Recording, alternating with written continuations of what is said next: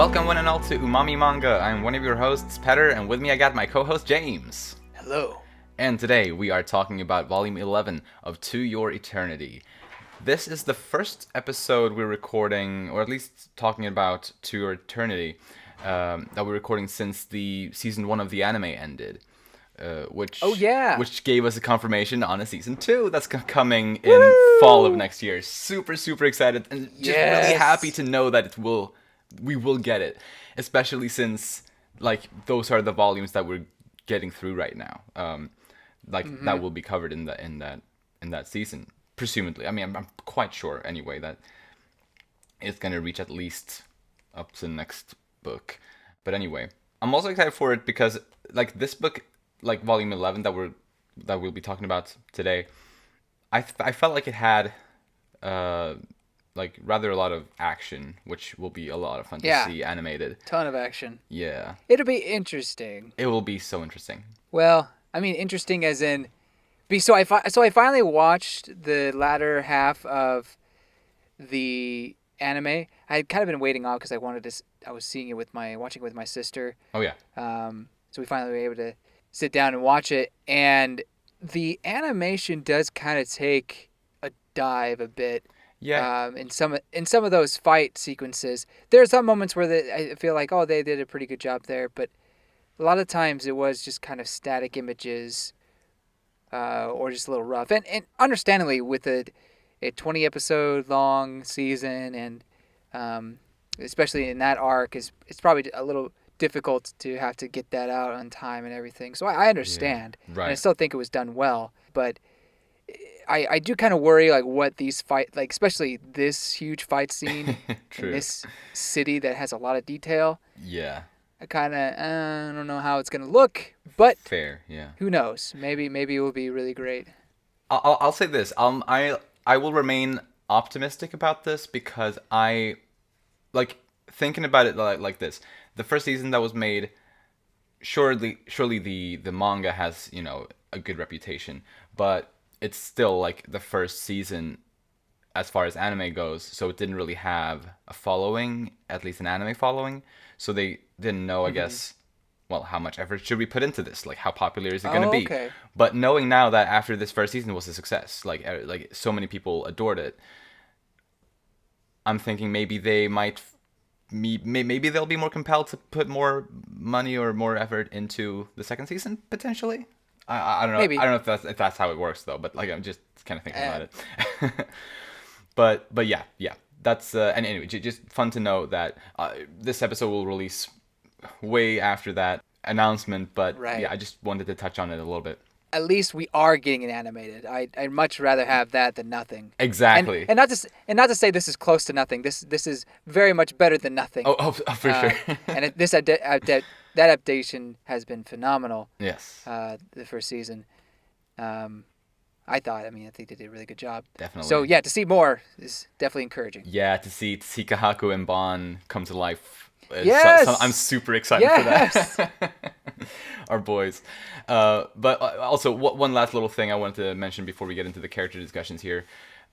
We are now only one book away from catching up to as far as I had read of this series before we started doing this podcast. Basically, as far as I've read, well, ever. I took a break there to make it so that I can get unspoiled as soon as possible for this podcast. So really, I only know one more volume after this, and next week when we talk about volume 12, you and I will be on the exact same page. And yeah, I'm so happy about that. I love that convergent moment that we get. Yes, we had with Kaguya-sama, and now To Your Eternity. Yes, it's gonna be great. It will be, and I feel like we I don't know. I feel like we started the To Your Eternity discussions so recently. I feel, or I don't know. I feel like time has flown by with this one. Yeah, it's been fun. It has been, and it will continue to be fun, I'm sure. And so yes, anyway, let's talk about Fushi.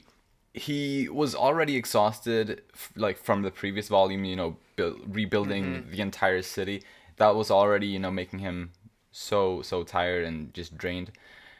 And in this book, we see he continues to wear himself out by focusing on all of Renreal at once and fighting knockers on multiple locations at the same time. it's getting real rough. Like, much, much worse than it ever got in the previous book. And even in that book, it was pretty bad. For sure. And I think we were even talking about last volume. He's overexerting himself. This is not going to end well if he keeps on going like this. Mm. And we understand why, because he feels like he's the only one who can protect these people, and he has to do all this. Yeah. And to an extent, I understand where he's coming from. But I don't know. Obviously, he overextended himself. Maybe he's doing this part of his development a little too quickly, trying to save an entire city like this. And Right. by the end of the volume, he's even thinking about, okay, if I can make everything turn in or become me, then I can kill all the knockers. That'll take maybe a few years, but I gotta try. It's like, Yeah. he has to pace himself. I feel like, Yeah, definitely. and he just hasn't been able to do that here. Right. Yeah, I think that's a really good point. Like, he's really just rushing into this way too fast. I mean, I understand, like, and as you also said, like, we understand why, but Yeah. it's like, yeah, I guess the knockers just don't wait. He No, he no, doesn't they ha- don't. he doesn't have time to go slowly into I guess this. I guess they kind of waited. They're like, okay, we'll give you until this time. Oh yeah, actually, yeah, I still don't understand why. actually, I have a little, or not on the time thing exactly, but on Uh-huh. the fact that they warned them. I actually do have a theory on that, but we'll talk about Oh. that later. Cool. Yes. One thing I'll say just about this whole thing in general is going back to our last discussion. I said that this is either going to be a hopeful volume with some tragedy, or a tragedy with some hope sprinkled in, and I think we did. It's definitely along the lines of a tragedy with some hope sprinkled here and there, because Yeah, yeah, oh, yeah. things are not going as well as they had hoped, No. and the knockers are proving to be much more of a threat, not necessarily that they expected, but just more than they can handle. Oh yeah. So there's really only a few bright spots in this battle for them, and by the end of it, it's not looking great for Fushi. Not at all. Nope. I guess, yeah, let's talk about that a bit. He's losing like form after form after form at the very end of this book. We don't really know. I guess it's hard to say like how many forms did he lose. We definitely saw some of them, but there could have been others that we saw like that were off screen, or like that happened maybe after. Right. I don't know. Like, it looked really bad though. It did not look good, and if it looks like there was like blood everywhere or something, like it did Yeah. not. It didn't look like a pretty sight, and I at this point I had no idea how they're going to save Fushi. It's just maybe somehow it'll stop. They'll be able to get it to stop taking all the forms like it is, but it's like an can eat buffet, and the knocker just can't stop going after it. And Yeah, I feel like the only way, like, let's say this knocker takes every single one of Fushi's forms and makes him cease to exist, similar to what happened back in Volume 3. Then I guess the only way for Fushi to come back would be if somebody else killed that knocker, the one in Kahaku's arm. Then he would come back, okay, right? Because that's what Gugu did. Gugu brought Fushi back by killing the knocker that had taken his forms. gotcha. So we know that there is still a chance. There is still some. Oh, okay, Right. okay. I see what you're putting down. All right. That makes sense. I wasn't sure how that all worked, but now thinking back on it, you're right. Okay, like yeah, Fushi does lose himself, but he can gain it back if the knocker dies. Right. Interesting. At least that's what it seemed to. It seemed like that's how it worked based on the Okay. third volume. So is it possible to Fushi to never be able to come back, or is that because it makes it seem like the Beholder makes it seem like that would be a thing, and then things would just reset. I guess if the knocker that took all his forms never is killed, or maybe I don't know. Maybe there's more to it that we just don't know. Like maybe like maybe for example, maybe you have to kill the knocker within a certain amount of time for him to come back properly, or I don't know. I'm really just speculating. Yeah. No, I'm right there with you. Yeah, I guess the only thing I could say is it looked like the last form that he had at the last page was Juan, like the wolf. Oh yeah. Uh, at least the eye, I thought. So maybe he'll be able to somehow escape as the wolf, and that's it. Mm, Or he literally is just all gone. right. If that is the case, then it would be pretty fitting since March is there and like the wolf form is like Yeah. definitely the one that she knew him by the best. Or Yep. or maybe the Or human well, form actually. yeah. Well, one of the two. Anyway. Pretty Anyway. similar, but both of those at least. Yeah. True. Right. But yeah, I guess we'll yeah, remains to be seen. Definitely looking forward to seeing how this turns out because I actually, as I think I said when we talked about the previous volume, there is a lot of stuff that I like, a lot of details I should say that I don't remember. I actually don't remember how this like what becomes of it, like what happens here exactly. Oh, So I'm just as excited to to read on as you are.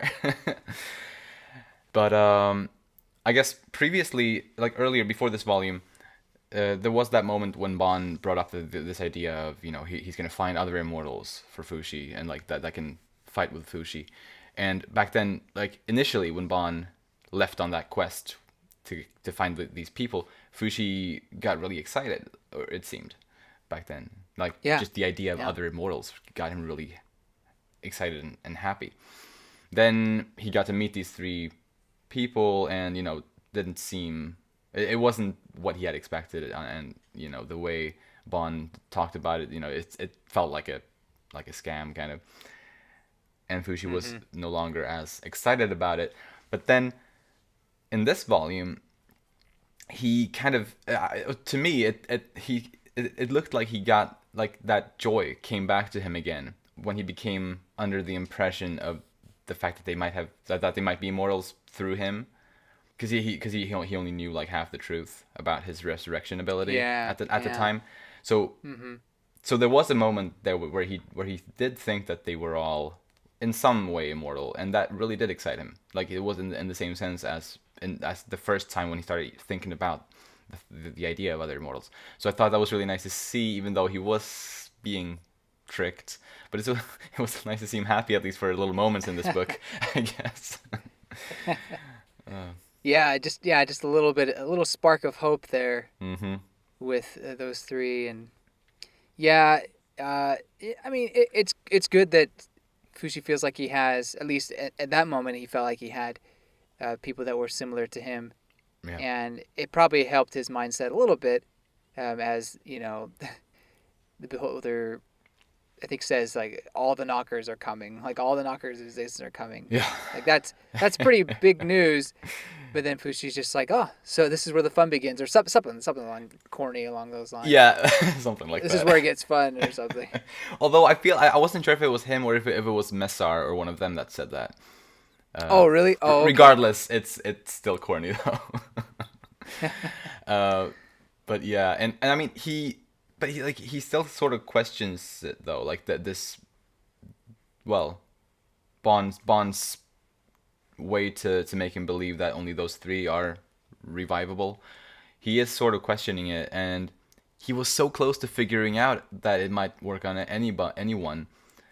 It's just a shame that the one person he decided to test it out on was March, who was already brought back. So yeah, like had he tried with anyone else, anyone other than March, he would have learned right then that it works. Like he can do that. So that was a little bit funny. Yeah, no, sucks to suck kind of a moment. I get, well, Yeah. maybe that's not the right term, but Yeah, well, yeah, just bad luck, and bad luck. but then obviously, and we'll talk about this probably more related to those characters later. But when the princess died, and Messar begged Fushi to bring her back to life, I think that's also when he started to maybe also feel like something was up. He even questioned Bon in that moment, like, what are you like? Are you keeping something from me? Like, what's going on? So he's definitely thinking about it, and he's thinking about it critically. I know I've said this multiple times over the past volumes. I still wonder how he's going to take it, and in what way it will affect the story. Yeah. Not just the fact that he can revive life, but now at this point, it's how is he going to take the fact that Bon kept that from him? Exactly. Um, Definitely. and after this volume, I still don't think Bon has had any ill intent in why he's keeping that information from him. No. And we'll talk about that later. We I didn't yeah. bring that up. It's all good. I didn't mean to bring that up, but it's just the fact that Fushi will find out, and is since March does appear before him, it's probably going to be next volume, unless it takes a whole volume for Fushi to come back somehow. Yeah. Right. Yeah. Who knows? Who knows? But it'll probably happen next volume, I imagine, or at least when, well, it's probably after the battle is done, because Bon does give him that answer. Just wait until after this is done, Right. and he accepts it, maybe a little begrudgingly, but he accepts it. Mm-hmm. And then later on, he says to Kahaku that without trust there can be no peace. And so I wonder if that was when he was talking to Bon as well. He was using that kind of philosophy. He's just gonna trust him at this point and worry about it later. So, Right. which I think, I mean, Maybe. Yeah. there's a time and a place for everything. I think that after the battle is the best time for this. So I totally understand, or I respect Fushi waiting. Right. Right. Yeah. That is fair. But it's also like, and I'm not going to go in depth on Bon right now, but like the fact that he's that blunt about it in front of Fushi, like I felt like his response in that moment to Fushi made it pretty clear that he did know something, that he was keeping something away. Totally. But he just refused to say it in that moment. He wanted to wait, which is fair. Yeah. Like yeah, but Fushi knows something. He knows now. Yeah. He knows. And he's so close to figuring out too. I feel like he's on the verge of really figuring out based on his him being so close to doing it when he failed to try it out with the right person. I guess since he did it with March instead of anyone else. That's true. I guess he doesn't have everything figured out at this point. Right. But seeing March there, I mean, it's got to be like, wait a minute. Yeah. Something's not adding up here. I wonder if he is like conscious enough to like comprehend what happens on that final page, Like, Yeah. does he actually see and understand that March is there? I wonder. Because of everything that's going on with the Knocker in the moment, He's probably more worried about the fact that he's literally being ripped apart. Yeah, right. Plus, he was like super tired already before that. Yeah. So. Yeah. But I do think that, well, I could be wrong, but I do think that he understands that March is there, but thinking beyond that, like thinking that he could potentially bring other people back, I don't think maybe he's conscious of that. Yeah. Definitely not an important thing on his mind at this moment. For sure. Yeah. Yeah, I don't have too much else on Fushi other than the thing that he was accused of being a murderer by the townspeople. Yeah, that bugged me. Yeah, I mean, like, I understand this, like, since the people didn't know the circumstances, like, I understand that people would react that way, of course. Mm-hmm. But yeah.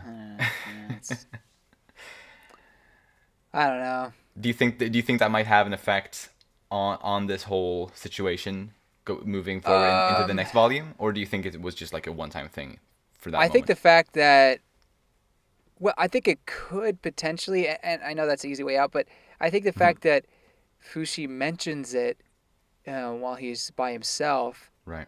I think that could be just one of those nagging things that comes back, and maybe that turns the city against Fushi, Yeah. which would be really tragic. Definitely, yeah. Because I feel like, well, we're not out of the tragedy yet, but well, yeah, maybe I should say these predictions, but I feel like we're going to get something a little more hopeful in this next volume, but maybe Mm. I'm totally wrong on that. I mean, I'm right there with you, hoping for something like that, of course. But yeah, do you got anything more on Fushi? I respect his resolve to not stop feeling, because I think Kaku mentioned to stop caring about these, stop doing stuff, but he's no, I don't want to stop doing that, and Right. it shows that he still has his humanity with him. It does. Yeah. Yeah. But both Bone and Kaku seem very worried about him losing his humanity. Exactly. So Yeah. I think going forward, that may be, maybe they're both misjudging Fushi, or what certain things could happen to him, and that would change his mindset. Hmm. But maybe there will be a kind of an ongoing thing of Fushi either slowly losing that humanity, or maybe fighting to try to keep his humanity. And I wonder if Beholder is an example of something like Fushi maybe losing that humanity eventually, because they've just become so omniscient, Right. like godlike, Uh-huh. that maybe that's something that Bonakaku are worried about. I don't know. Yeah. Right. I mean, it's. I mean, I feel like they both have good reason to worry, but they worry in very different ways. I feel like Kahaku and Bon really Mm-hmm. are counterparts when it Yeah, comes to this. Um, I agree. like in regards to Fushi's humanity and how they both have the same worry, but in completely different ways. Kahaku worries about Fushi losing his humanity due to, well, losing himself to the, well, to the fighting, like, or to well, burning himself out to the point where Mm-hmm. there's nothing left of him, sort of. Meanwhile, Bon worries about Fushi's humanity. Basically, he doesn't want to put the pressure or the burden of knowing, like, I guess of that knowledge that Bon is keeping from Fushi. That's Yeah, that's his way of worrying, and his, yeah, what he does to help Fushi in the way that he thinks is right. But I guess we'll talk about these characters individually. But sure. just in regards to Fushi's humanity, it's really Mm-hmm. interesting how these two characters have these starkly different ideas on it, but they still genuinely care. Yeah, yeah, Anything more on Fushi though? yeah. I like how he wants relief, as he says at the very end, and I thought that was Hmm. fair of him to say that. Definitely. Because it does feel, even as the reader, you feel that, well, you feel Fushi's exhaustion, Yeah. and just how he's done so much, and we talked about how his pace is just too quick, but you would like for him to have some sort of relief, some sort of release at some point. Mm. And maybe the knocker is trying to give him some sort of relief. I mean, yeah, to them they are. Yeah. I guess. And then just the one thing about the armor, what's his name? Kai? Kai builds armor for him, and then he says, "I'll use it later." But I don't remember him wearing it until it seemed like the very end. He had some sort of Oh. armor outfit on. Hmm. It looked different than anything I'd seen before, but I don't remember him wearing it during the volume. Correct me Right. if I'm wrong. Right. No, actually, this is something I actually sort of forgot about until you mentioned it now. So I didn't really pay attention to it. Huh. So Okay. I don't know. So is it just one of those things? I don't know. It's interesting that he was wearing armor all of a sudden, because I had noted that I hadn't seen the armor until, and then we were right there at the end. I was like, wait a minute, what is he wearing? Oh It's yeah. like, Oh yeah. He is why all of a wearing. sudden Right. it looks different? Like I don't know if that's the armor Kai made per se, Right. Right. but it looks like he's wearing something different. He definitely. Yeah. Yeah. For sure. In that final scene when he's being attacked by Kahaku's knocker, he's definitely wearing a piece of armor. Yeah. So I don't know. I wish I could say more on that. This is like one of the details that I actually completely forgot to pay attention to throughout this book.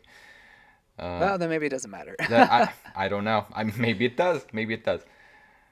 But I can't really comment on it, sadly. Sure. Well, either way, hmm. I was hoping like I said, when I started reading, and he mentioned the armor, I was like, oh, I hope we see the armor at some point. Oh yeah. And then it was just like, then here it was, like, oh, well, that was kind of anticlimactic. Oh well. Oh well. I guess it's more so like character building for Kai, like to show like I guess what his abilities are, like kind of as a blacksmith or a bit like someone who builds things, makes things. Mm-hmm. Perhaps I don't know. Yeah, that's all I have. All right, then let's move on to Kahaku next. In one of the early scenes in this book, he was talking to Fushi, and I feel like he must have felt, he must have been feeling so helpless and rejected. Like, Yeah. when he cares so much about Fushi, and he just wants to be there for him, and he wants to help him. But all Fushi told him in that one scene at the beginning was to go away. Like, poor guy. Like, he's like giving him his like heart and soul, and that's what he gets.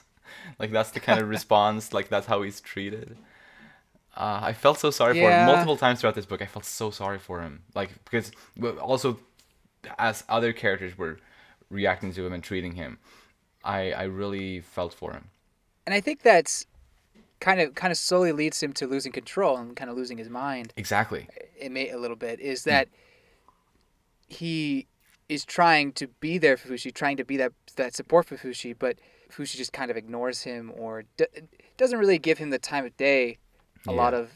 In a lot of ways. I still think he cares for him, but perhaps it could be that Fushi finds his obsession with him a little annoying. Right. Which is fair. And, Like. yeah.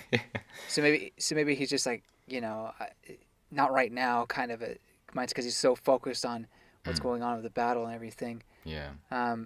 But you're right that it is kind of sad to see, you know, it's like Kaku wants to be praised in a way, like not like praised as in I want glory, but Right. more like notice me, senpai. Yeah, yeah. Kind He of a wants to. situation. Yeah, totally. He wants to be adored by the person that he adores, Right. which is Exactly. it's not too much to ask for, except obviously it needs to be mutual. So I guess in a sense I guess it is a lot to ask for. But anyway, I'm just tripping on my own words right now. But I think you could really see in that final scene before everything went to shit how Kahaku was really feeling. I think based on his interaction with Fushi or what he was talking, like how the way he was speaking to Fushi there, he seemed really kind of insecure, like unsure of himself, unsure of what he was to Fushi, unsure like all of that, which I feel like is a first, like to see that to see him express himself that way, because I mean, I surely he hasn't always been completely sure of himself, but to really I guess yeah, to act that way so openly with Fushi and really to try to understand what Fushi like what he was to Fushi and all that got me. It got to me. I thought it was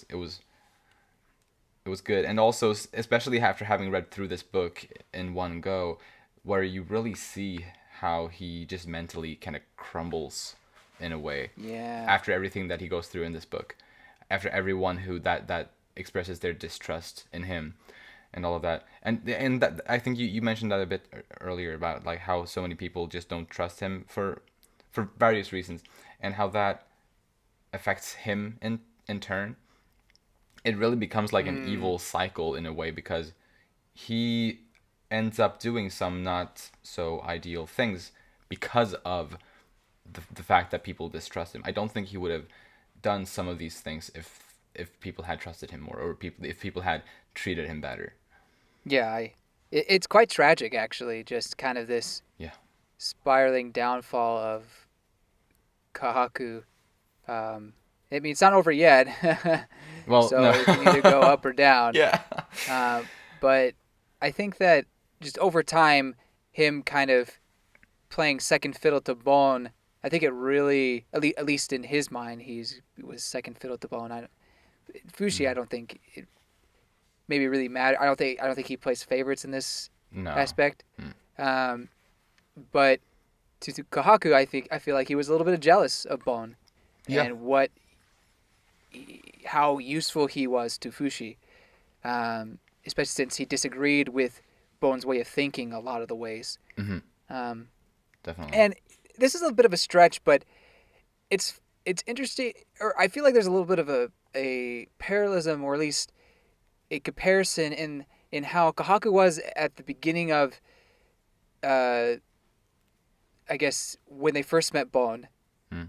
how Kahaku was and how Bon was, and Kahaku seemed more of like the kind of rational person, where Bon seemed a little bit more of the Ah. strange and maybe a little odd, uh, Right. or yeah, just quirky. And I you can't really say Kahaku's quirky right now, but he's definitely not completely sane. He's lost his cool. He's lost his cool. Yes. He's lost his composure, Mm, mm. and Bon on the other hand has become much more reserved, True. True. and seems like he has more composure. So it's like kind of in a way the roles have been flipped, but not Yeah. really. I mean, I mean, no, but I see. I definitely see what you mean. I do like that. I do like that comparison.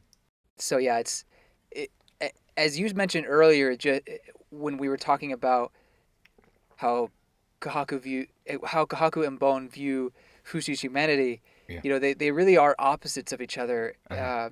Even though they desire the same thing, they like maybe I guess you could say they take two different approaches, Right. Exactly. and it's kind of interesting to see just see them in that light and just compare them in that way. Completely. I love it. Like I'm so happy. Like I don't know. I'm just really appreciating the writing with these two characters throughout Yeah. these books since they came around. Kahaku, like one thing that was also made very clear in this book was that Kahaku never hesitated at all to kill humans that had been infected with knockers. Mm-hmm. You know, after Echo and also even like because he killed the warrior trio the first time due to them having been, or I guess they technically were dead already through the knockers, but he killed them when they had been Right. knocker infected, which Echo showed Fushi, after Fushi had woken up. And I I know Fushi was just in a really bad place in that moment. Like he obviously he was sad and distraught and maybe probably feeling kind of hopeless perhaps. But Mm-hmm. he right after he went on and did the same thing that he had seen Kahaku do in that vision that Echo had showed him.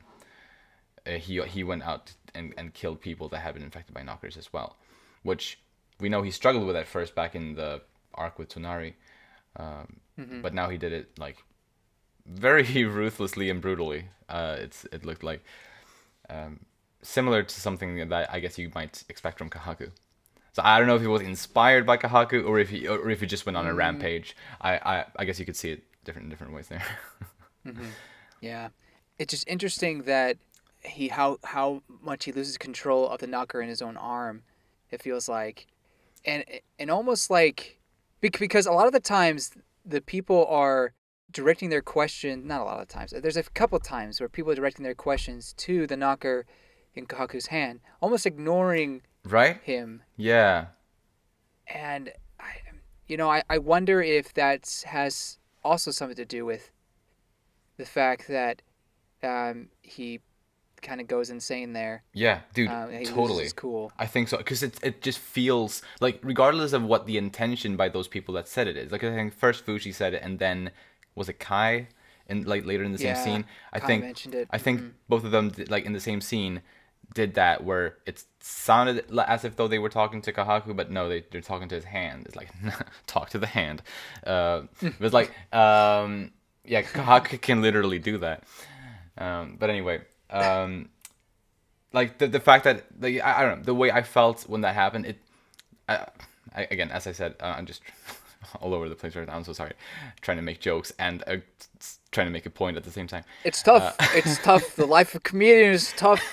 Yeah, it's a hard life, but yeah, like regardless of what their intentions were, um, like maybe they didn't mean to sound disrespectful, but it sounds incredibly disrespectful. So for Kahaku to feel disrespected and looked down upon in some sense when they talk to him in that kind of way is not strange at all to me. So surely that does have a bad effect on him. Like I can definitely see that.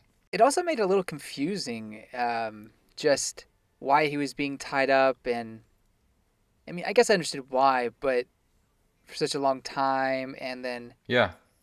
when they were talking, like who were they talking to, and why were they like what I don't know, like it that whole chair sequence. Well, we got some good info. It was also a little hard to follow. I felt like. Regarding that, I think the one really good point that Kahaku made later on after he, well, got free from the chair, he questioned like why the hell was Kai stuck guarding him there for all that time when he could have been fighting knockers or fighting in the battle outside. Like it really seemed like such a waste of time, I feel. And I agreed completely with Kahaku when he made that point. I just didn't really understand it. Yeah, I guess part of the reason was they had all had a growing distrust of the knocker in his arm, True. and so they just stopped treating him as Kahaku and just treated him as a person possessed by a knocker. And I Right. guess it kind of ended up turning that way, but it could be it was partly due to their own fears that happened that way. If they had let Kahaku be, potentially maybe that wouldn't have happened. Right. Yeah, man. Then again, he did take the arm of of Cam's love interest. Right. Actually, yes. But regarding that, I was actually thinking, Uis or Uis or however you're supposed to pronounce her name. Yeah, I didn't want to try. Yeah. Fair enough. Maybe I shouldn't have either. You Anyway. boo! I was just kidding. Yeah, like he cut her arm off because her arm had been infected by a knocker. Right. I think he saved her life. I think if he Yes. hadn't been quick to do that, if he hadn't been quick to action and cut that arm off, she would have probably died like a second later. You're right. So I genuinely think he saved her life because we've seen this happen before. We saw it like the first time with Upa. She seemed to Yeah. have like been possessed pretty much right away. So really, they should have been thanking Kahaku for that. Obviously, I know the circumstances Right. were difficult or like it wasn't. Yeah, because there was that whole thing about it seemed like he had lured them into a trap as well. So I guess with that in mind, I don't blame them completely. But regarding the loss of her arm, I like regarding that specific thing, I don't think there's anything they can say against Kahaku. Yeah. I totally agree with you with that, and I felt Cam was, and Cam and I guess the whole group was just jumping to conclusion. Well, I think it was mostly Cam, to be honest. Really, It's yeah, like, dude, definitely. take a chill pill. Yeah. Like, could you stop simping for 5 seconds? And I just, I don't know. Like, the whole situation was, I guess, just kind of hard to watch in that Yeah. I, I didn't know what to think of it in that. Was it right? Was it right to tie Kahaku up like that? And Right. I don't know. Yeah, I don't know I either. guess it's hard to say. It is. It is really complicated. Either way, I think we can agree that he was somewhat losing control in a way of his knocker. Yeah. Even when the battle has started, at least we can see with Cam's group, the knocker told him to go a certain way, and it turned out to be a trap. Exactly. The knocker has its own agenda, as we can tell, Yeah. and Kahaku was starting to lose control of it, I think. Right. Yeah, he was tricked by the knocker just as much as the others were. Because Yeah. really, I feel like that was the first instance where the knocker really led him astray, like for real. Mm-hmm. So I think like that's kind of that was kind of the first sign hinting toward the knocker in his arm not being, well, trustworthy. Then obviously at the very end of the book we saw that that was definitely the case. Well, that it wasn't trustworthy. So Yeah. so yeah, he is really just as much a victim as the others, but they are still. I still understand why they feel the way they feel. Like I can't blame them exactly. Yeah, it's true. And I mean, what if they had let him go and said, "Okay, we trust you to be able to control that thing," and then the knocker goes and does something even worse. Like uh, I mean, we know that Kaku slowly, was losing control and kind of, losing his mind in a way. So I guess there was no helping it. But I don't know. I don't know. It's interesting, and I guess I Right. shouldn't be thinking about what ifs. You No, know. fair. Yeah, but if we do think about what ifs, like just one simple, I guess possibility that I can think of is that if he had been more trusted and if he had been treated with more respect, then maybe he wouldn't have lost it the way he did, and maybe things would have turned out better. Maybe. Yeah, All of course we can't maybe. know, but like it's just a general what if that I've definitely had in my mind. But moving on a bit, Kahaku, I feel like or at least what it seems like through this book, through one of the scenes, is that he seems to have some sort of conflicting feelings about Fushi in some regard when he considers what he knows about his faith and like well the religion of his people. Hmm. Like when he's thinking about Fushi in terms of that, his existence, like Fushi's existence, can only really be described as a demonic curse or something along those lines, is what he says. Which sounds obviously pretty bad. Yet at the same time, his love for Fushi is still as strong as ever. So Yeah, that was the other thing that was confusing. right, it's confusing, but at the same time, well, I don't know. Maybe it's not so confusing as it is just well, for Kahaku, I'm sure it's confusing and conflicting, like within, like inside of him, like like how should I or how do I feel about this person? So I guess, yeah, it's complicated. I guess love is complicated, though. He seems to have a similar mindset to the knockers when he says life is pain and that being able to keep on living forever is a, like you said, a curse. And I feel Right. like that's definitely a knocker mindset. Actually, yes, yeah, definitely is. So that was interesting. Like he was basically agreeing with the knocker. Yeah. And so this goes to a thought that I had um, on one of my runs, and I messaged it in our chat. Oh yeah. I think I was listening to like volume 9, Mm-hmm. and I mentioned that the knocker in Kaku's arm. What if somehow the Yanome people were able to transfer Hayase's Phi into it, and that's why they are able to reincarnate um, as they do, or Hayase is able to reincarnate because she stays within the knocker, and the knocker transferred to the next person.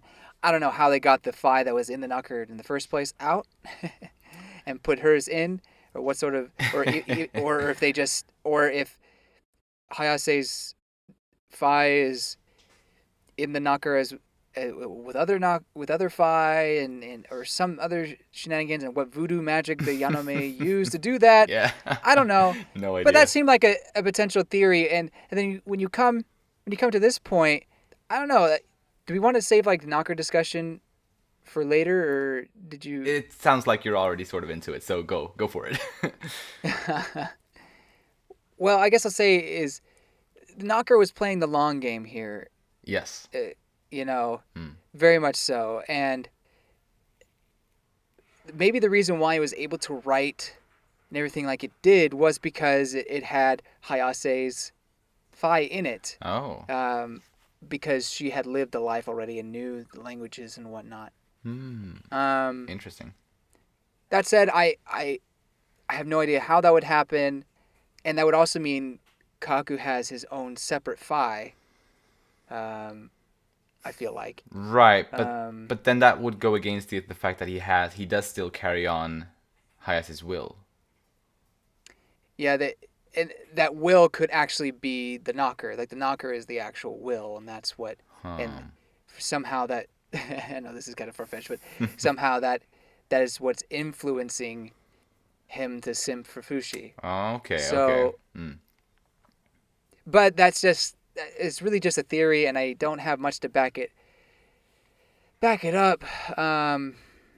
But I just wanted to throw that out there, especially since we were mentioning how the knocker mindset and Kahaku's mindset seem to be kind of similar here. Right, yeah, based Um, on that comment at least, definitely seems that way. So that is really interesting if the knocker is somehow influencing Kahaku. And I think what I responded to you back when you suggested this idea to me in the chat was that, which I still stand by, is that I guess even though I guess it's not like I necessarily believe this to be the case, like your theory here, but it is still interesting. I definitely like it, and I think it would make some sense if it was the case, since we know that the two things that are being passed down in this line, like in this family line, is Highest Phi and the Knocker. Those are the two things. So Yeah. it wouldn't be too strange to think that they are connected that way. Yeah. I feel like. So maybe. Yeah. Mm. We shall see, I suppose, and I don't know how Yeah. we'll learn that, but I mean, I feel like if it is the case, then surely we will learn it. Hopefully yeah. within a few Well, books. well, if they don't say anything, then it obviously wasn't the case. Probably, yeah. Unless Oima makes like a side book with just like a bunch of information that adds Exposition, to. yeah. But I usually don't like that sort of things. But anyway, moving on a little bit. We do learn that more than anything, I guess we sort of touched on it earlier, but like really the major priority for Kahaku, the way it seems, is to protect Fushi's humanity, and we have talked about it. But for it to be like really the sort of the driving force for Kahaku in these moments, then to be there for Fushi and to protect his humanity that way was good to. It was nice to really see that, or like to learn it as a fact. Well, that goes hand in hand with Hayase's will, and It she does. mentioned that Mm. when she was on Jananda, Yeah. right, trying to kill Tonari, she wanted to keep Fushi's humanity. So Or it did really she does. say his humanity? I'm pretty sure she did. At least she wanted to protect him. She mentions that I don't want you to kill anybody or do anything like that. I want you Oh to yeah. remain pure Ah, and innocent. I thought she right. mentioned humanity, but I could be wrong. Right. Well, actually, you bring up you refresh my mind on that scene. Regardless of what she said, like if she said humanity or if she didn't, her words, like it's still sort of that meaning though. Yeah. So yeah, yeah. That is a really good point. I do like that. But yeah, I guess it just became extra clear for Kahaku specifically in this Right. book, even though we definitely knew that that was something that both him and Bon, thought about that, had worried about Fushi in that kind of way since Yeah. earlier, and I just love seeing this genuinely caring side of Kahaku, and he even he criticized Bon for robbing the warrior trio of their human dignity as well, Yeah. which I think I mostly agree with. I know dire circumstances call for harsh actions, but still, I'll have more to say on that later during Bone and when we talk about the three warriors. But mm, mm, I do I see where Kahaku's coming from when he mentions the losing like the human dignity. yeah, Um, really, but really though, and that is a good point. it definitely is. And personally, I never agreed with how Bond deals with all of this. Like with how Hmm. how he keeps the truth away from Fushi, how he straight up lies to Fushi. Like it's not, he doesn't just keep information, like keep out information from him. He straight up lies by adding information that is false. I never Hmm. agreed with Bond's actions on, well, related to that.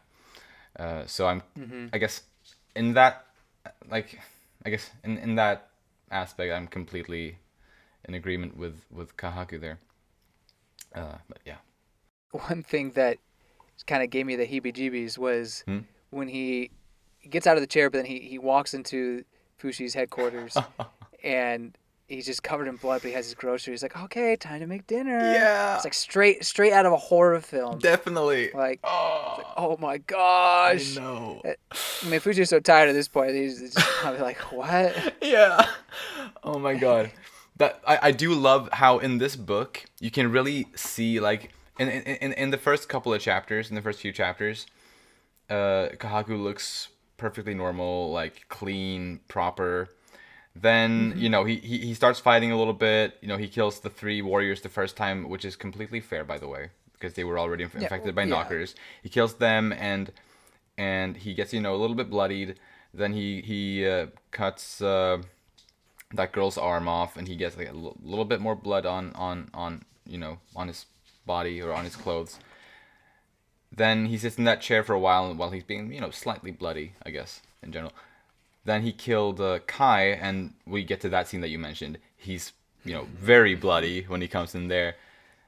Then he kills all of the three warriors up in the kitchen. Oh yeah. And he comes down to Fushi for that final scene, and he's even more bloody. So like, Oh gosh. I just love that visual like evolution of his, like just how Kind of horrifying. he gets more and more bloody as this book goes, and it's so disturbing. It really is, especially like at the very end there where that you mentioned, and when he comes down the stairs after he just killed the three warriors. Like, man. I have one last thing, or I guess it's a few little things, but they're connected. On Kahaku is, well, I guess we've talked about the knocker in his hand at this point cannot be trusted. Like, we know for a fact now No. that it's 100% just like all of the Needs other to knockers. die. Yes. That said, though, Kahaku himself, I think, is completely a good person. I think so too. He's a conflicted and complicated person, but he is not evil in any sense. He still has. Well, he's not teamed up with the knockers. Like he's not Right. like, trying to kill Fushi. No, absolutely not. Like, especially you can see in his face, like Right. his reactions to the knockers' actions. At the like in the last few pages, like you can really see like this is not what he wanted. This is not his actions. Like it's not. He's distraught over that. So at least that it feels pretty safe to say at least that he's still a good person. Just the knocker in his arm Just at this a little point messed up. definitely isn't. Yeah. And this actually leads me like because I guess this is also knocker related. Since you've done a little bit of knocker speculating, I'll do the same since we're talking Fair about enough. this. Since we're talking about this scene, I mentioned earlier that I have a theory as to that might explain, I guess, the reason why the knockers gave the message at all that they would attack Renreal when they were supposed to do it, because that definitely seemed weird. We talked about that, like why on earth would they even give any sort of warning? Why not just go for it and for them, quote unquote, free that entire city of people or of Fai? I think the reason for it is because based on the fact that now we know that the knocker in Kahaku's arm was completely on their side all along. Like, we know that at this point. I guess the reason why they gave them that message was because they wanted Fushi and Kahaku to be in that city while it was being under attack. Because they probably knew that Fushi would wear himself out fighting them. Because he's the only one that truly, really can fight them. And if they were able to wear Fushi down like that, while also having, their inside man nearby, the one in Kahaku's arm, then they can just have Kahaku's knocker go for the kill when Fushi is weak, and when there's no others around, like no other threats around for them. Like what the knocker did at the end here might have been their plan from the start, is my thinking, because they couldn't have gotten Fushi. First of all, they couldn't have gotten Fushi this worn out any other way, really. And yeah, I guess, and they also needed Kahaku to be around. So yeah, it worked out, and I feel like this is something they definitely could have planned out ahead of time. Yeah, I agree, and I think it stems from what Hayase told that knocker all those years ago. Oh yeah. That you gotta win him with kindness or something like that. You gotta use kindness, and yeah. I think it took that to heart, Mm-hmm. and obviously just bided its time, and felt that since Fushi was able to stay around with Kahaku, it probably felt like, okay, now we're nearing the time, and so I guess the knockers planned it all out. It's interesting, yeah, how their mind works. They may be individual Phi, but I guess they still have a hive mind in that sense. So um, potentially they're able to sense what every knocker senses. Maybe I'm not entirely Perhaps. sure. At the very But least, they can probably communicate pretty efficiently between each other. yeah, At the very yeah, least. that's probably what it is. Mm. But and like Kahaku is just their instrument for this Yeah, for this whole plan. Poor guy. absolutely. Yeah, killing him with kindness. That's as they say. Mm-hmm. Yeah, and no one is as kind to Fushi as Kahaku is, or well, I guess you could argue, but yeah, he really cares so genuinely for Fushi. So for him to be the holder of that knocker really makes it, yeah, it makes it kind of poetic considering what Hayase told the knocker all those years ago. Hmm. But yeah, that's all I had on Kahaku. Same. All right, then let's talk about Bon. I'm less sure what his motives are. Well, I mean, especially at the beginning, but towards the end, when he was talking to Kahaku, it felt like we understood a little bit more as he says he wants to keep Fushi's humanity, Mm. but it's still we're at this point where Bon has to tell Fushi what the truth is and why he held that back. And honestly, it's the why he held it back that I think is more important. Obviously, it's crucial for Fushi to know that he can do that, or at least it'll be great for him to know. I guess, but um, Yeah. just why would Bone keep that hidden from him for so long? And part of me thinks there is a greater reason for it. Even greater than the one he gave in this book. Um, Because he said that he keeps it away to ease the burden on Fushi because he feels like with that knowledge it would make the burden even harder for Fushi to bear. That's the reason we mhm. got in this book, which I thought was a solid reason. But Yeah, I think the other reason being that the Fi around Fushi suggested it maybe to him. Um, ah, then they kind of then you kind of wonder, well, hmm. why did March jump into the body when she did? If she was she not on the same page? Yeah, man. I don't. Yeah, I don't feel like that's the case, but who knows? Oh, that the spirits told him that, or Yeah, the ex- Fi told him that. exactly. Yeah, I don't think that Mm. because at least my interpretation, and I thought about it when I read this volume. Like this was kind of sort of when I got this idea, is that anyone who does stay behind, anyone who doesn't go immediately to paradise, does have some, does have a desire to live, for whatever reason. So Hmm. I don't feel like anyone would have told him that, but of course I can't say for sure. Hmm. I think that's a strong point. At the same time, I think the reason why they're there is not necessarily to live, though. I think it's to help Fushi, and they wanted to stay behind to help Fushi, not Mm. because they knew it was a possibility that they could live again, or that they still wanted to live. I think it was definitely more that they wanted to just be there with Fushi, and maybe I guess I could see March's argument that she didn't want to leave because she didn't want to. Because she did want to live again, um, but I think it's also because she just wanted to be there for her son. Yeah. um, Yeah. but anyway, I guess we're just talking about things that we'll probably never quite understand.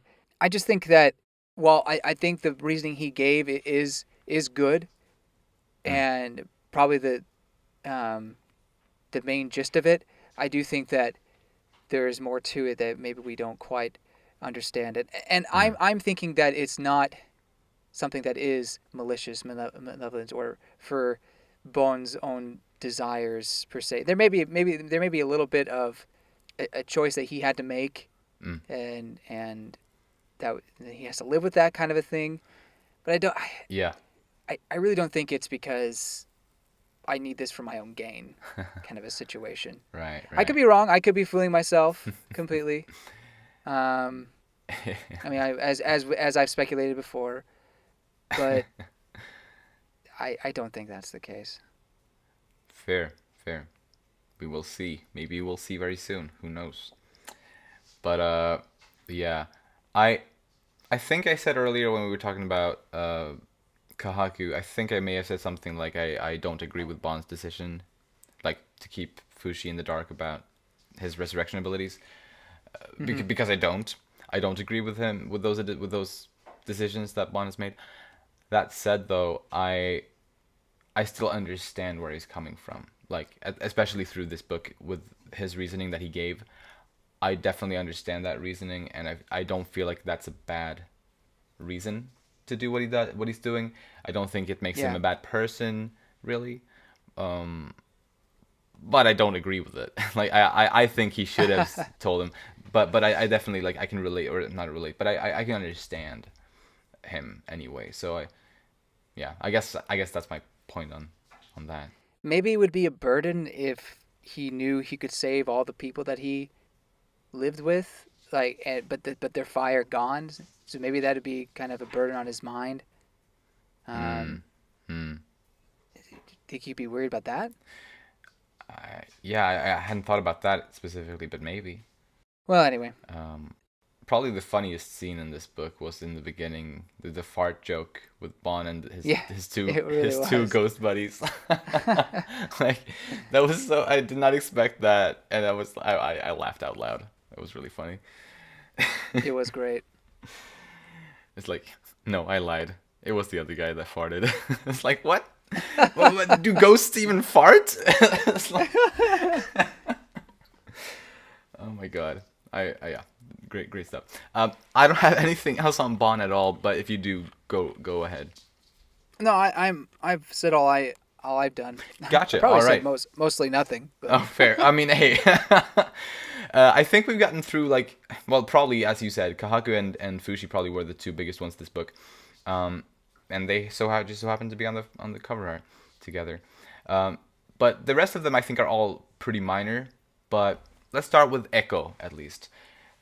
She becomes a knight. Or yeah. she, Let's get serious. yes, I I like it. loved that. She just She cuts her hair. It's like, Yes. let's go. It's so cute. She even killed a knocker. Right, yeah. Like, I was so impressed to see that. Like, whoa, that's so badass. I love her so much. She's done a good job surviving as long as she has. I mean, I guess Bone has survived, but he kind of stays away from the combat, I guess. Yeah. But out there, like seeing it all and Uh-huh. helping people find the knockers, and Right? but she's still alive, and it's great. Wow, it's like Exactly. good on her. Right, yeah, she was there with the warrior trio. They all got infected with knockers, but she seems to be doing just fine. Like, Yeah. wow. Anything more on Echo? No, Then let's talk a little bit about March next, I guess. Mama is back. Mama is back. I love it. It's so good. And I really loved how Oima kept on kind of sort of throughout the book. She kind of kept teasing March's return, Mm-hmm. little by little, until obviously the final page, pretty much, where she's like right there, up close, still fully committed, to her role as Fushi's mother. So Fully committed. so good. It's so good. It's so good. Like, I don't think I cried this time when I read it, but the first time I did. I know I did. When I just saw her there, just, oh my god, March is like, she's like the first person. I mean, I guess the boy is technically the first person, but she's so, oh my god, love March. And she's here. She's back for real. Like, I wonder what kind of role she's gonna play next volume. Like, what do you think? Like, I don't know. Like, that's the thing. What can she do in this situation? How could she possibly stop the knocker from just completely taking over Fushi? I mean, it almost seems like she's just gonna see the end and be like, "Oh crap, what am I gonna do now?" And if anything, I feel like it has to be Kahaku who does something. exactly. I sort of also feel that way. Maybe though, maybe March can sort of have an effect on Kahaku to make him do something. Maybe. Yeah, maybe that could be it. And Pjorn's there as well. She was the one that got March there. I feel like. Oh yeah, that's right. Uh, You're right. You're totally right. So maybe Pjorn will take Kahaku somewhere. There is. We're talking about Kahaku again, but I guess I'm assuming March will be there. There is a place where they have like they threw all the junk over the thing, like an incinerator, and I wonder if that could be a place where they kill the knocker. Because how else are they going to kill the knocker? I was trying to think that I guess they cut off Kahaku's arm and stab it that way, maybe. I mean, it's a knocker with a core, probably just like any other, right? Yeah, good point. Good point. I guess. So it should be just as easily killable as any other knocker. Mm-hmm. I'm just thinking. But you're right. They did, at least they did make a point out of like burning everything, like making sure there wasn't a bunch of things that distracted Fushi in the city and Mm-hmm. stuff like that. So you're right. Maybe there is something to that. Yeah, I guess I was just wondering why they would bring that up. Mm-hmm. And I was like, oh, maybe that's how they can kill the knocker. But you're right. Like, why not just stab it? I don't know. Yeah, yeah. Moving on to the next character. Yeah. I don't have anything else. Then I guess there really aren't any other big ones really, but the three warriors, the trio, Mesar, Kai, and Hyro. I guess we can talk about them sort of in general. And the princess was very much tied to Mesar in this book. I mean, in the previous one too, but especially in this one, I feel she didn't really appear without him ever. Obviously, she was infected with a knocker and was thus killed. Very sad.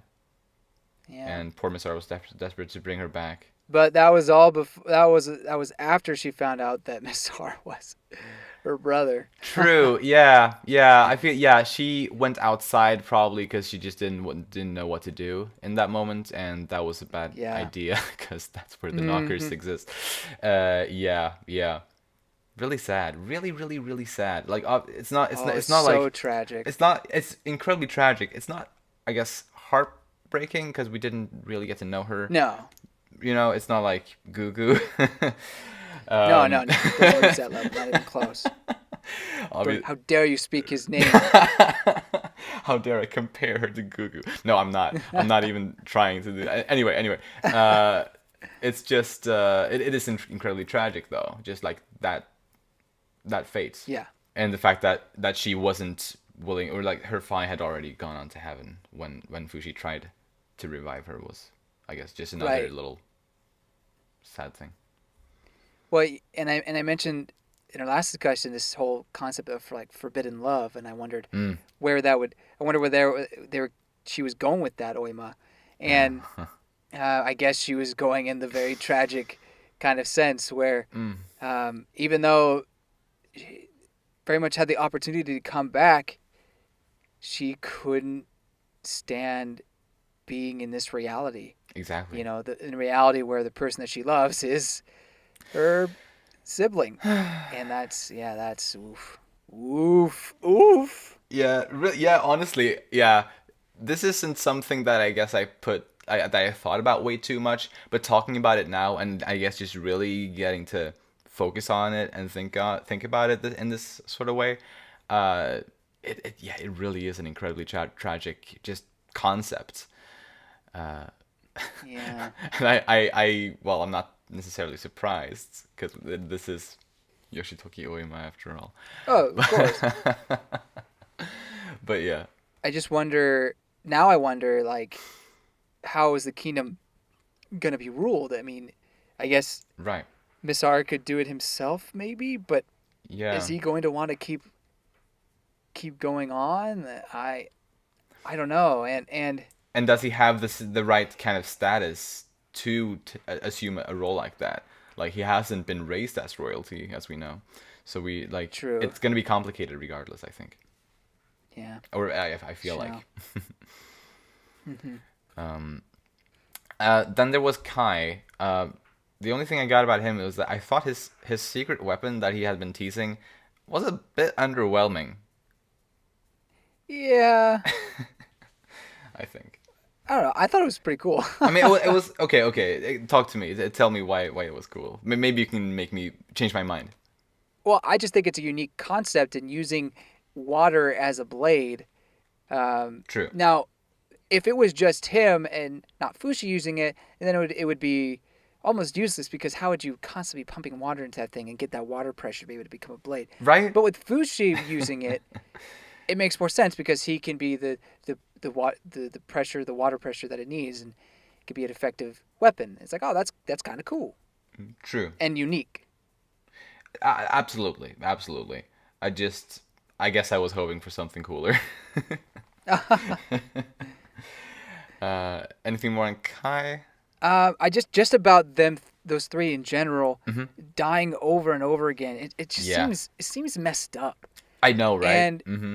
and when Kahaku brought up the human dignity, I was like, yeah, he has a point. Like the just dying as much as they do, and just kind of casting out the value of their life. Maybe it's Yeah, because we're coming from a moral kind of understanding, and if we were also eternal beings, then it wouldn't seem that big of a deal. Although their version of immortality is only semi immortal. oh yeah, They're still dying. oh yes, And Fushi just brings them back. So yeah, it's kind of a semi immortality, yeah, and loophole within the system. for sure. Yeah, yeah. I think Hyro was the first one to actually like not die and get revived, but to actually commit suicide, Hmm. and thus abuse that gimmick or whatever you want to say. Yeah, Um, Probably because he's the one. Well, he but he doesn't he doesn't feel doesn't he anything. doesn't feel pain, so I guess it makes it easier for him to take that step. But it's like I've been aware of like tactical suicides in video games, like for like speed runs and stuff like that. And this is basically that, but It really but is. it's not a video game. They should yeah, I completely agree with you. It just feels wrong. It just feels, yeah, Yeah, really wrong. and maybe that's where part of that whole losing Fushi's humanity kind of a thing comes from. Is Mm. if people around him are dying and he just brings them back to life, maybe the value of life suddenly starts losing its meaning. Right. Yeah. So actually, that is a good point, and I feel like if that's Bond's thinking, then I can understand him. Then again, it's Bond's doing that it's happening with these three. So it's like True. he's sort of a hypocrite in that sense, if that's the way. But Yeah. I do think that very well could be part of the way as he's thinking about it. Maybe he just decided that, well, let's just make it with three people and just leave the rest be, kind of. Which I guess I can also see. I can see that. Hmm. Yeah. Yeah. All I know is that, at least going since you mentioned Bone, Mm. I do feel like he feels guilty for the choices he's made, Yeah. and he feels like he doesn't deserve any place in the theoretical heaven. You know, Yeah. um, Mm. he feels like he probably belongs in hell, and that for what he's doing, and I guess you could argue manipulating. Right. But Mm. Mm. anyway, I think there is that kind of guilt, but I guess he just made that resolve to be that hypocrite. Yeah, I suppose. And I feel Bond was more in the background in this volume compared He to was. before. So Hmm. I guess maybe there's more to him than we know. I hope so. Yeah. The last quote unquote character that I have any notes for at all is the Knockers. If there's Hmm. if there's anything else, we have touched on some of these things already, but they Sorry. they definitely no, don't worry about it. I mean, I have too. Uh, it's fun. It was fun to see. I guess how much they had grown as well. Fushi obviously has Mm. been growing a lot over the last couple of volumes since he last fought the Knockers. But they definitely have been making progress as well. Building catapults that can fire much farther than Yeah. What the heck? any normal catapult. And How do they do that? I don't know. They're good, and they're poisoning the water flowing into the How do they town. do that? How do How did they learn a new tactic like that? They're Like smart. how did They're smart, I guess. and the bird and the And bird? the bird How knockers, yes. How? Well, the bird knockers technically aren't a new thing because it's basically the same as the zombie per people. Oh, okay. So they just possess the bird. Okay. That's my thinking at least. So it's not exactly a new gimmick. It's just used in a different way or on a different It's not a new creature. species. It's just okay. Got it. I think. Got I think that's what it is. Just zombie birds or zombie knocker birds. Gotcha. But still clever though, you know. Yeah. I mean, aerial attack. Yeah. And the fact you mentioned it earlier, but the fact that every knocker in existence is supposedly gathering at this battle What the in freak? Renreal, like it's the decisive battle. Like if they win here, will they have killed every knocker and made knockers extinct completely? Like assuming they do, I don't like know. Will they just come back? I know. Like, with new knockers be made? Right, like I don't know, man. Well, and that goes into one question I have is Hmm? what are the knockers exactly made of? I think I brought it up in volume 9, but I still want to bring it up again because Mm. the substance of their cores or whatever, it's separate from the phi and they're edible, but they're not plants. So what the heck are they? Exactly. Yeah, I know, right? And I think from what Fushi has said, they just kind of appear, um, and it was an example like it was appearing from a tree and like just kind of like spawned. But that was just an example. Like it doesn't necessarily have to be a tree. I think that was just the imagery that was used. Ah. I think way back in volume 6 or 7. Um, But that was before he had a sensory cortex ability, so it may have made its way further. Like it may not have necessarily spawned. I guess. oh, okay. I mean, Um, I'm just speculating. sure. But I guess my speculation is that what if these what if their body is made from? I mean, I guess you could say everything is made from the beholder's body in this sense. But Ah. what if it's this substance is similar to like the white membrane that we Oh. see whenever Fushi makes something, and so it's like a film of the beholder's body, and somehow the Phi is able to get inside of that, and then Hmm. grow into what we see is the knocker. I don't Hmm. know why or how, or even if that is the truth, but I don't know. It just I don't know what else could possibly create it. Right. Yeah. Like I'm honestly just kind of lost when it comes to that. Yeah, I have no clue. I'm really bad at coming up with even any speculations on that. yeah. But I mean, Who knows? maybe you're I mean, right. is it a similar substance to Fushi? No, I think it was made clear It can't be, right? somewhat that it's not. No, but yeah, right, because they can only assume plant-like forms or Hmm. like material. Like Yeah, they can't make like animal flesh or anything like yeah. that. Interesting. I think was a point that was made. So in that sense, they are different. I mean, they can make any shapes, but it can only be made out of like plant-based things, I think. Okay. But then the core itself seems to be more fleshy, perhaps. So I don't know, man. This is definitely one of the things that I'm excited to understand as we move. Learn more about him. Yeah, for sure. Anything more on the knockers? I think that's it. Right. Anything on any other character? No, I think I've said everything. I mentioned Cam was a simp. I think we're good. Yes, that's very good to note. Then Hmm. let's move into the final stretch of the discussion. Any final words, predictions, anything on the volume that we haven't said already? So I did say one about the incinerator, but now I'm doubting myself. Oh, That was kind of be my big prediction because oh, I saw it was there and I was like, ooh, maybe they'll go to the incinerator. But no, you're right. Like, why don't they just stab the thing? So maybe they'll stab it and then Fushi will come back in that sense. perhaps. Maybe Kahaku won't die because I was gonna say then Kahaku dies. Mm, Um, mm.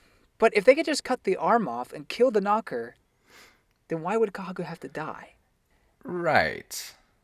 Unless it's spread, because we there was that one part actually. Like you just reminded me. Like well, the fact that the fact that you brought up this idea for his death potentially.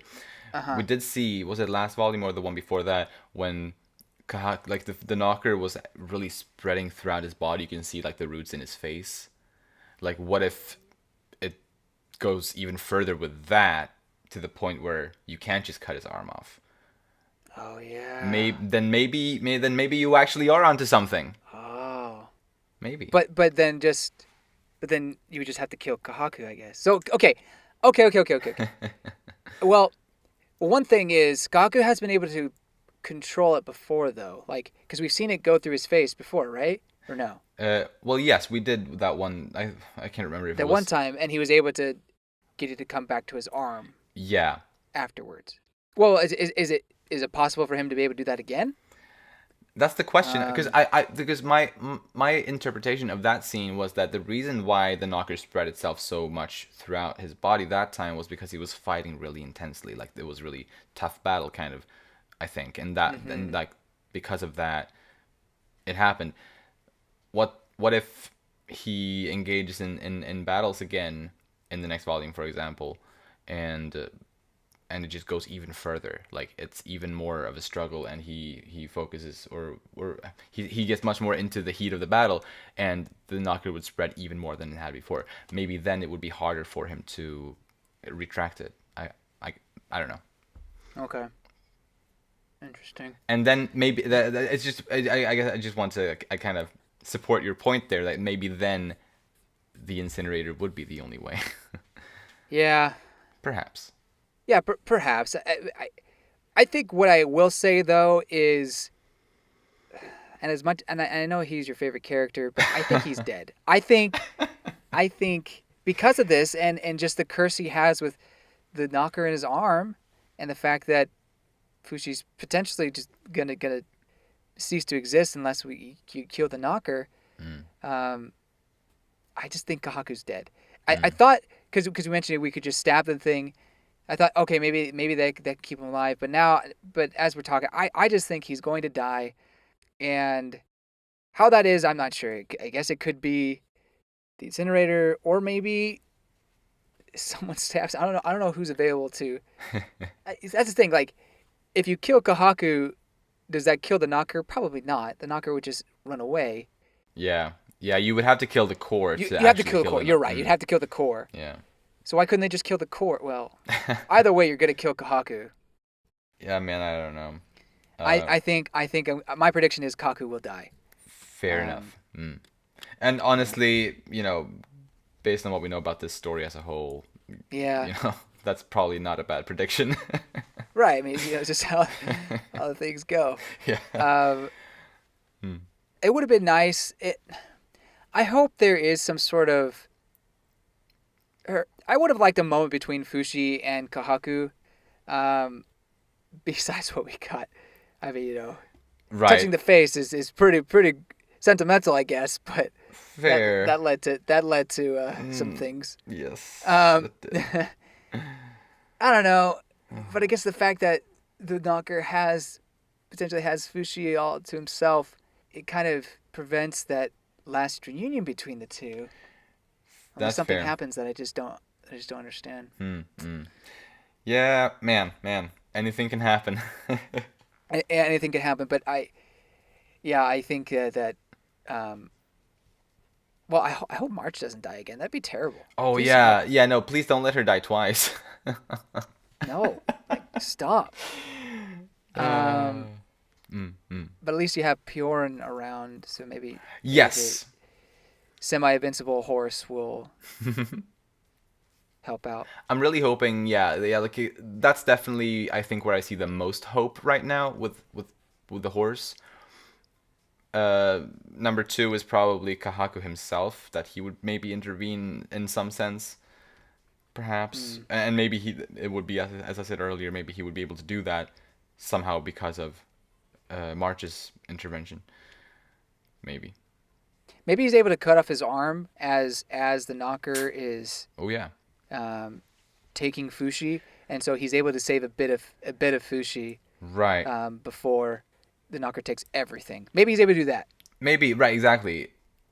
I wouldn't be surprised if that happened. Like, I feel like that would make sense. We've seen him struggle with cutting his arm off before, because it Yeah. is he does think of it as actually like as like legitimately a part of himself.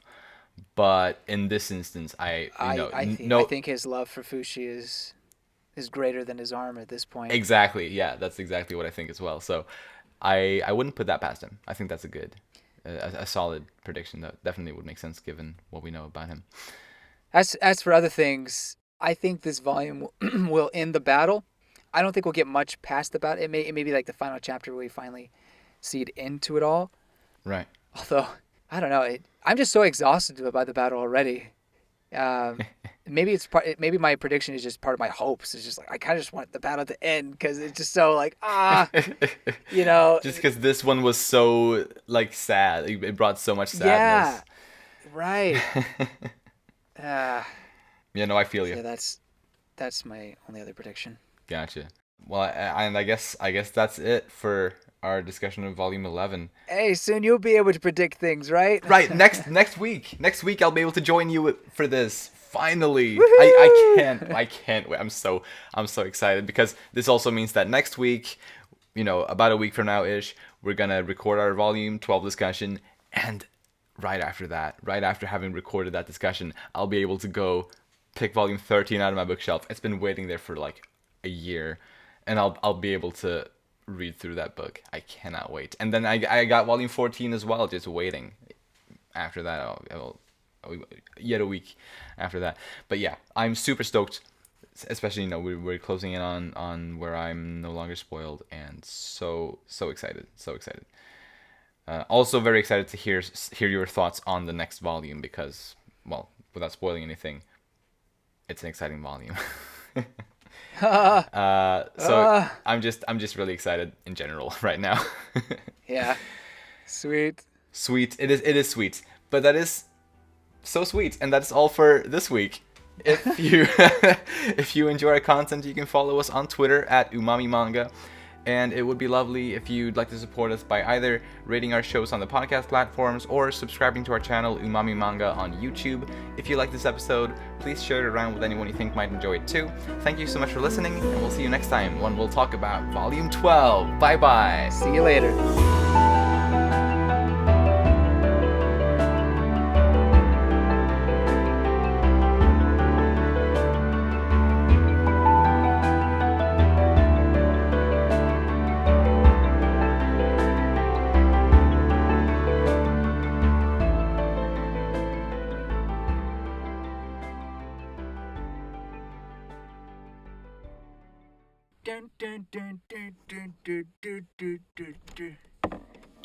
The excitement is real. Yeah.